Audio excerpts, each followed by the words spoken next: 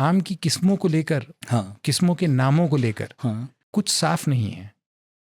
एक ही आम एक इलाके में एक नाम से जाना जाता है। अब मेरे ख्याल से जो सबसे ज़्यादा अगर कोई एक किस्म चलती है अपने यहाँ, तो जिसे उत्तर भारत में सफ़ेदा कहने लगे हैं। बैंगनपल्ली।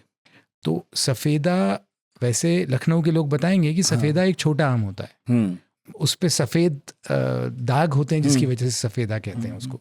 लेकिन अब सफ़ेदा जिसको कहा जाने लगा है, वो जहाँ उगाते हैं वहाँ उसको बेनिशान कहते हैं। बेनिशान।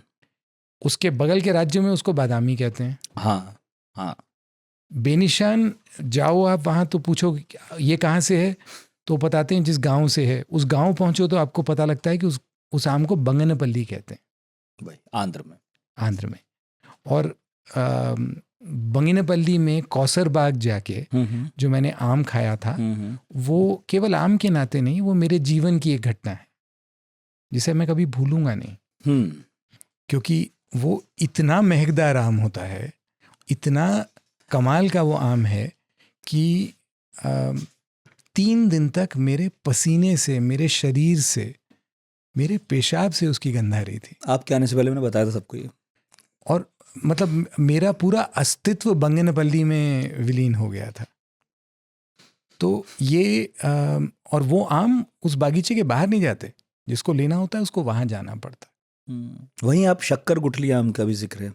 शक्कर गुठली से मिलते जुलते आम आपको मलिहाबाद में, अमरोहा में, सहारनपुर में मिल जाएंगे। जो छोटे छोटे आम होते हैं जिनको देख के लगता है कि बड़े अंगूर हैं, गुच्छे में आते हैं, बहुत मीठे होते हैं और वो रसीले होते हैं।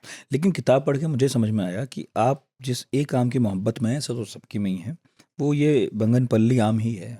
कितने का आता है? मैंने वहाँ दाम लिखा है। हाँ, बहुत महंगा नहीं है। और ये किलो से नहीं बेचे जाते।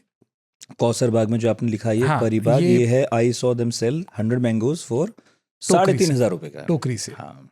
तो 100 आम, जिसमें आपने लिखा कि 20 आम उन्होंने मुफ्त में दे दिए, जिसको हिंदी उर्दू में रिझावन या रुंगावन कहते हैं। और फिर मुझे याद आया कि गाँव में जब हम छुट्टियों में जाते तो और हमारी दादी कहती थी कि दुकान से सामान ले आ, तो मन नहीं होता नहीं जा, तो अच्छा वो रुंगे में ये देगा, तो वो रुंगा बोलते थे। तो हम जाते थे, सामान लेते थे, बोलते रुंगा दो, तो बदले में कोई नमकीन, कुछ टॉफ़ी, कुछ दे देता था।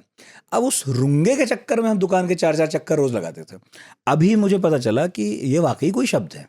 ये हिंदुस्तान के ज़्यादातर हिस्सों में इसके लिए शब्द मिलेंगे, क्योंकि इससे पता लगता है कि समाज में संबंध केवल लेने देने के नहीं होते।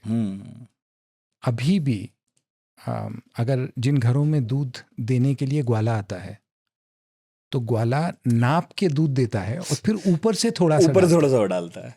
वही वो ये बताने के लिए कि हम आपको खुश देखना चाहते हैं। हाँ, ये केवल सौदा ठीक है, पर एक चीज, रिश्ता सौदे से ऊपर होता है भाई। और ये हर जगह दिखता है, लेकिन इसकी बातचीत आज गायब हो गई है, क्योंकि हमारे लोगों ने अर्थशास्त्र पढ़ लिया है।